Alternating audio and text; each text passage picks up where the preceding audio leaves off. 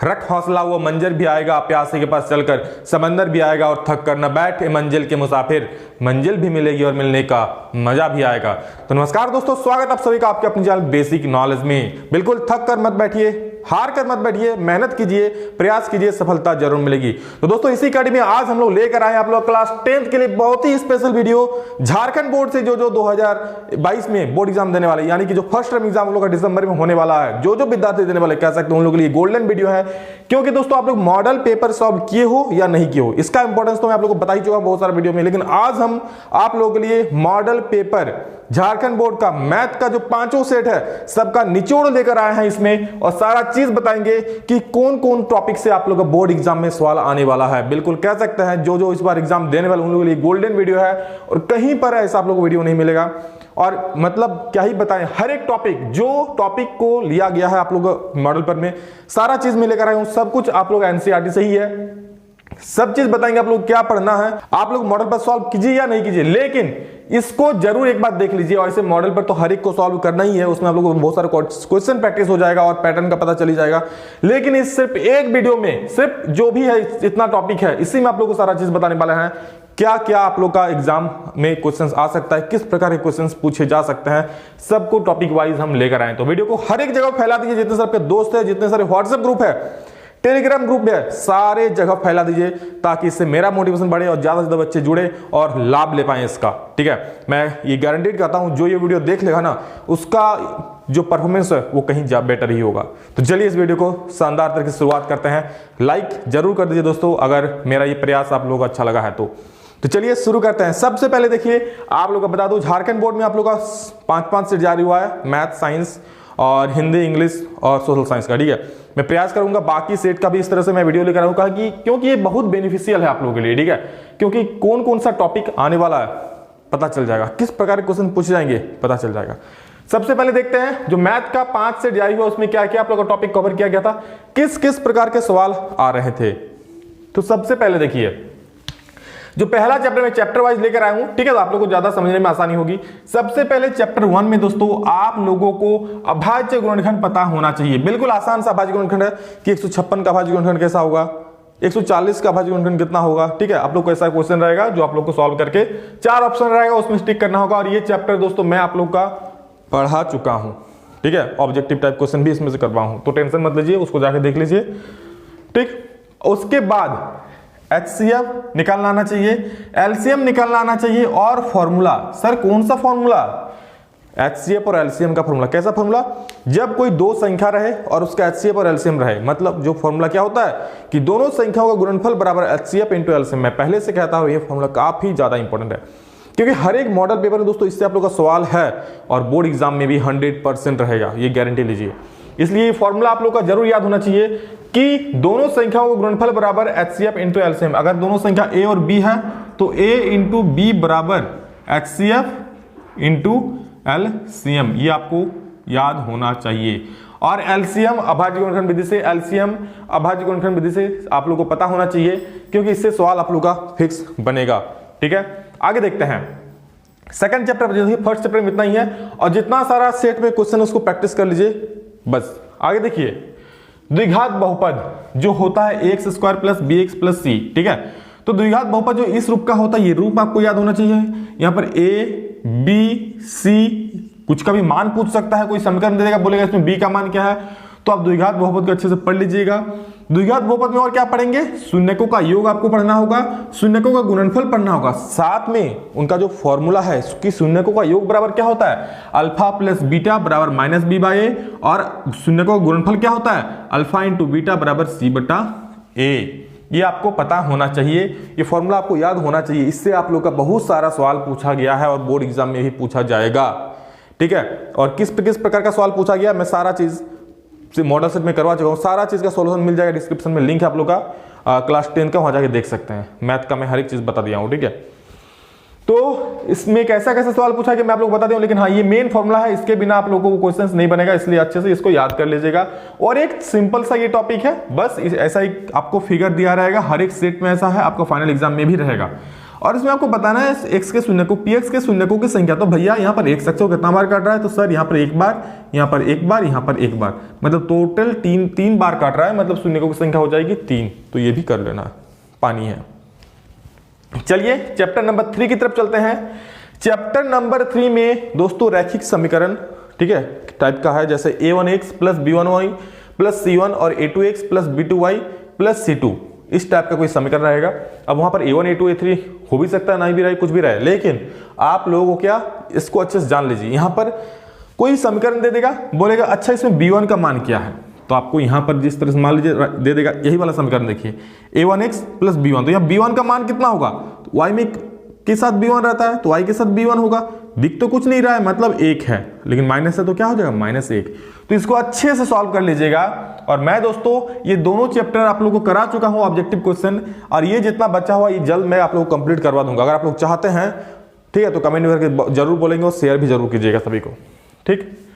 तो ये आपको पता होना चाहिए, ठीक है। और इसका बीच का रिलेशन बहुत ज्यादा महत्वपूर्ण है। कौन सा रिलेशन सर, तो मैं आप लोग को जब मॉडल पर सॉल्व करा तब बता रहा था कि a1/a2 equal to b1/b2 equal to c1/c2 होता है। तो कौन सा कंडीशन होता है कि रेखाएं प्रतिच्छेद करती है, समपाती होती है कि समांतर होता है, फिर संगत कब होता है, असंगत कब होता है। मतलब condition a1/a2 not equal to b1/b2 में क्या होता है, a1/a2 equal to b1/b2 not equal to c1/c2 में क्या होता है। ये सारा कंडीशन, 3 कंडीशन है दोस्तों, मैं आप लोगों को बता चुका हूं मॉडल पर में। और इसके अलावा मैं जब चैप्टर आप लोगों को पढ़ाऊंगा ऑब्जेक्टिव क्वेश्चन तब फिर से बता दूंगा, ठीक है। लेकिन हाँ, आप लोगों को इसको जान लेना जरूरी है, क्योंकि इससे क्वेश्चन भरपूर रहेगा, 4 से 5 सवाल इसमें से बनेगा आप लोग का, गेट इट। अब आगे देखते हैं, इसको कोई 2 समीकरण देगा ऐसा, ठीक है। अब बोलेगा हल निकालिए। सर हल मतलब होता है x और y का मान। अब चाहे आप कैसे भी कोई भी विधि यूज कीजिए, प्रतिस्थापन विधि यूज कीजिए, विलोपन विधि यूज कीजिए, कोई भी विधि यूज कीजिए, इसमें से हल निकालना है, ठीक है। और मैं दोस्तों आप लोगों को ट्रिक से करवाया हूं सॉल्व, जो मैं मॉडल पर सॉल्व कराया था मैथ का क्लास 10 का, तो हर एक सेट में मैंने इसको ट्रिक से करवा दिया था। आप लोग सीधा ऑप्शन देख के बोल देंगे कौन वाला सही होगा, बहुत ईजी है, ठीक है। यहाँ पर तो मैं बताऊंगा नहीं, क्योंकि यहाँ और भी टॉपिक बताना है, वीडियो ज्यादा लंबा हो जाएगा इसलिए, ठीक है। तो ये वाला चीज कर लीजिएगा। वीडियो को जो पूरा देखेगा, मैं डेफिनेटली कहता हूं उन लोगों का परफॉर्मेंस बहुत ज्यादा बेटर होगा, ठीक है। और देखिए आगे क्या है, चैप्टर 4 में द्विघात समीकरण। समझ लिया आप लोग, द्विघात समीकरण होता है जिसमें बराबर 0 लग जाता है, द्विघात बहुपद जिसमें बराबर 0 नहीं लगता है, बस इतना सा डिफरेंस होता है। द्विघात समीकरण को अच्छे से जांच लीजिए, जान लीजिए। यहाँ पर a b c होता है, इसका भी डायरेक्ट मान पूछ देता है कि कुछ समीकरण दे देगा, बोलेगा b का मान क्या है, a का मान क्या है, तो आपको बोलना पड़ेगा। और इसमें आगे क्या, तो इसमें आप लोगों को विविक्त कर, मूलों की प्रकृति और मूल। सर विविक्त कर मतलब डी का फॉर्मूला होता है दोस्तों ये वाला, याद कर लीजिएगा बिल्कुल। द्विघाती सूत्र याद कर लीजिएगा। द्विघात सूत्र कौन वाला होता है सर, तो x equal to -b plus minus √d/2a, ये फॉर्मूला है द्विघात सूत्र का। डायरेक्ट सूत्र पूछा है, समझ रहे हैं, डायरेक्ट उठा करके द्विघात सूत्र पूछ दिया है, तो आसान है, बस याद करना है। मूलों की प्रकृति, मूल वास्तविक कब होता है, मूल काल्पनिक कब होता है, मूल वास्तविक और बराबर कब होता है, मूल वास्तविक और असमान कब होता है, सारा कंडीशन याद कर लीजिएगा। वो डी पे डिपेंड करता है। मैं जब चैप्टर आप लोगों को पढ़ाऊंगा ऑब्जेक्टिव कराऊंगा तो उसमें बता दूंगा, और वैसे मैं इस मॉडल पर में सबको करा चुका हूं, ठीक है। मॉडल पेपर में सबको करा चुका हूं आप लोगों को विद एक्सप्लेनेशन, उसमें थ्योरी भी आप लोगों को लगभग पढ़ाई दिया है मॉडल पर में सब कुछ, तो मॉडल पर जरूर देख लीजिएगा। डी का मान 0 से बड़ा होता है तो समान ही वास्तविक होता है, बराबर 0 हो जाता है समान और वास्तविक होता है, छोटा हो जाता है 0 से तो काल्पनिक होता है। मैं डिटेल में समझाऊंगा, अभी उतना नहीं समझाऊंगा, आगे जब पढ़ाऊंगा तो मैं बता दूंगा, ठीक है। और गुणनखंड विधि से भी मूल निकालें। गुणनखंड विधि मतलब जैसे तोड़ते हैं, x - 2 बराबर आ गया एगो और x + 3 आ गया, तो इस तरह से आपको तोड़ना आना चाहिए, ठीक है। तो द्विघाती सूत्र का भी यूज करके आपको द्विघात समीकरण निकालना आना चाहिए, द्विघात x का वैल्यू, और गुणनखंड विधि से भी मूल निकालना आपको। मूल मतलब क्या, x का वैल्यू, गेट इट, हो गया। और हाँ, और एक टॉपिक था इसमें कि मूल अगर समान है तो k का मान क्या होगा, ठीक है। इस टाइप का क्वेश्चन भी है, किस तरह का क्वेश्चन है, मैं आपको किस तरह सॉल्व कराया था, सारा मॉडल पेपर को देखने को मॉडल पेपर में मिल जाएगा। उसके बाद चलिए चलते हैं चैप्टर 5 की तरफ, और उसके पहले चश्मा को थोड़ा खोल लेते हैं यार। देखिए 5 चैप्टर में ऑल फॉर्मूला याद होना चाहिए, जो 5वां चैप्टर है उसमें, मतलब जो फॉर्मूला है इसमें, an का फॉर्मूला क्या होता है तो ये वाला होता है, sn का फॉर्मूला क्या होता है तो ये वाला होता है, और sn का 2 को फॉर्मूला होता है उसमें, दोनों को याद रखिए, क्योंकि डिट्टो क्वेश्चंस में आप लोगों का फॉर्मूला उठा करके भी पूछ सकता है, इसलिए मैं कह रहा हूं, ठीक है। तीनों फॉर्मूला बिल्कुल कंठस्थ होना चाहिए, कोई पूछे तुरंत मुंह से निकल जाना चाहिए, ठीक है। उसके बाद एपी में है या नहीं ये चेक करने आना चाहिए। तो चेक करके कैसे करेंगे, मैंने बताया था मॉडल पेपर में, मैंने बताया था, वहां देख लीजिएगा। सार्वअंतर निकालना आना चाहिए। सार्वअंतर निकालने का जो फॉर्मूला होता है D = A2 - A1, तो सार्वअंतर उससे निकल जाएगा। एनवा पद मतलब हो सकता है आपका कोई द्विघात एपी दे दे, एपी का टर्म दे दे कुछ, और उसमें बोल देगा कि इसका 5वां पद निकालो, 6ठा पद निकालो, 7वां पद निकालो, 10वां 12वां कुछ भी पद निकालने दे देगा, लेकिन दे सकता है, ठीक है। तो सब आपको निकालना है। और ऐसे भी क्वेश्चन आ सकते हैं कि मान लीजिए बोल दिया कि 1 से 100 के बीच सम संख्याओं का योग क्या होगा, तब भैया उसमें आपको एसन का यूज करना पड़ जाएगा।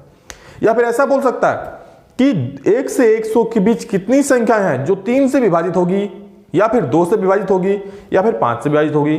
तो सबका कैसे करना है आप लोग आता हो तो कमेंट में बोलिएगा, नहीं आता है तो मैं ट्राई करूंगा, इसका वीडियो बना के आप लोग को बता दूंगा, ठीक है। तो ये क्वेश्चन सब लोग का आएगा ऐसा। अब चलते हैं छठा चैप्टर की तरफ, ठीक है। इसमें से भी बहुत सारे क्वेश्चन है। सबसे पहले आपको समरूपता कसौटी जितना है, ए समरूपता कसौटी, ए समरूपता कसौटी, एस समरूपता कसौटी, ठीक है, जितने सारे समरूपता कसौटी है सबको आना चाहिए। और मैं ट्राई करता हूं एक अलग से समरूपता कसौटी का ही वीडियो बना दूं ताकि आप लोग को एग्जाम के लिए हेल्प हो जाएगा, ओके। उसके बाद दोस्तों जो प्रमेय है 6 चैप्टर का, पाइथागोरस प्रमेय हो गया, थेल्स प्रमेय हो गया, जितने सारे प्रमेय आप लोग का जो सिलेबस में है, सिर्फ सिलेबस में जो है उससे बाहर नहीं, जो प्रमेय आप लोग का सिलेबस में है, सिलेबस कहां से पता चलेगा, मैंने उसका भी वीडियो बना दिया आप लोग को, सब कुछ मिल रहा है चैनल पर यार, तो सब्सक्राइब कर लो ना, सब कुछ मिल रहा है, ठीक है। तो सब्सक्राइब जरूर कर लीजिए, बहुत ज्यादा फायदा होगा। और आप लोग का बस प्यार ही है दोस्तों जो इस तरह का हम वीडियो लेकर आए आप सभी के प्यार के लिए, तो इसी तरह अपना प्यार और सपोर्ट बनाए रखिए। बहुत कुछ हम लोग आगे बढ़ेंगे, आगे मिलकर पढ़ेंगे। प्रमेय से संबंधित जो आप लोग का प्रमेय सिलेबस में है उससे संबंधित सवाल जरूर बनाइएगा, और किस किस प्रकार के सवाल आए हैं वो आप लोग मॉडल पेपर में देखने को मिल जाएगा। तो मॉडल पेपर को जरूर सॉल्व कीजिए और ये टॉपिक को देख लीजिए। इस टॉपिक में कोई भी सवाल हो, ठीक है, मॉडल पेपर हो सकता है 2-3 का दिया है, बाकी आप खुद से कर लीजिएगा, ओके। उसके बाद चलते हैं चैप्टर नंबर 10 की तरफ, जो है वृत्त। वृत्त में स्पर्श रेखा क्या होती है, जीवा क्या होती है, संकेंद्रीय वृत्त कैसा होता है, साथ में स्पर्श रेखा की लंबाई कैसे निकालते हैं, त्रिज्या और व्यास का रिलेशन क्या होता है, ये सब कुछ आपको पता होना चाहिए, ठीक है। स्पर्श रेखा की लंबाई कैसे निकालते हैं, जो आपका फॉर्मूला होता है समकोण त्रिभुज बना करके कि कर्ण का स्क्वायर इक्वल लंब का स्क्वायर प्लस आधार का स्क्वायर, वो फॉर्मूला आपको पता होना चाहिए, ठीक है। उससे बहुत सारे सवाल आएंगे, 2-3 सवाल तो इससे ही रहेंगे, ठीक है। वृत्त की सबसे बड़ी जीवा क्या होती है, ये सवाल पूछ देगा। संकेंद्रीय वृत्त दे देगा, उसमें से कुछ कंडीशन दे देगा और आपको निकालना पड़ेगा, जैसे आप लोग का आया भी था क्वेश्चन मॉडल पेपर में, उस टाइप का हो सकता है। और अब दोस्तों अंतिम चैप्टर जो आप लोग का मैथ का फर्स्ट टर्म का सिलेबस में last chapter, chapter number 12। Simple मतलब कह सकते हैं इतना आसान सवाल पूछा है आप लोग का मॉडल पेपर में, हम क्या बताएं। थोड़ा सा दोस्तों पढ़ लीजिएगा ना, तो 40 में दोस्तों 40 लाने से आपको कोई रोक नहीं सकता है। किस्मत खराब रहे तो 2 नंबर कट जाएगा, समझ रहे हैं, फिर भी 95% आप आराम से ला सकते हैं। और थोड़ा सा अच्छा से पढ़ लेते हैं तो 40 में 40 लाने से कोई नहीं रोक सकता, बहुत बच्चा लाएगा। इसी चैनल से पढ़ाई करके बहुत सारा बच्चा लाएगा, ठीक है। तो आप लोग भी पढ़ाई कीजिए, अभी और बैठे मत रहिए, एग्जाम सामने आ चुका है, समझिए इस बात को, ठीक है। हो चुका है सवेरा, आप जाग जाओ। त्रिज्याखंड का फॉर्मूला, वृत्तखंड का फॉर्मूला, चतुर्थांश का फॉर्मूला, वृत्त की परिधि का फॉर्मूला और वृत्त का क्षेत्रफल का फॉर्मूला, ये सारा चीज आपको आना चाहिए, ठीक है। सिंपल डायरेक्ट क्वेश्चन पूछा, इससे डायरेक्ट आपको वैल्यू दे दिया और बढ़ाइए आंसर निकालिए। तो ये था दोस्तों आप लोग का पूरा मैथ का निचोड़, ठीक है। जो इस वीडियो को पूरा देख लिया, मैं वादे के साथ कहता हूं वो एग्जाम में कहीं बेटर परफॉर्मेंस करेगा, बहुत ज्यादा अच्छा उसका परफॉर्मेंस होगा। क्योंकि ये जो मैं टॉपिक बताइए सब टॉपिक को आप लोग इस तरह से अगर पूरा क्लियर कर लेते हैं ना, तो सवाल इसमें से मैक्स आपका लट जाएगा, ठीक है। और बाकी मैं हर एक चैप्टर को, ये 1 चैप्टर 2 चैप्टर पहले कंप्लीट करा चुका हूं, ठीक है। ज्यादा नहीं, इसमें 1 चैप्टर कंप्लीट करने में 1 दिन लगेगा, 6 चैप्टर है, 6 दिन में खत्म हो जाएगा, कोई बड़ी बात नहीं है।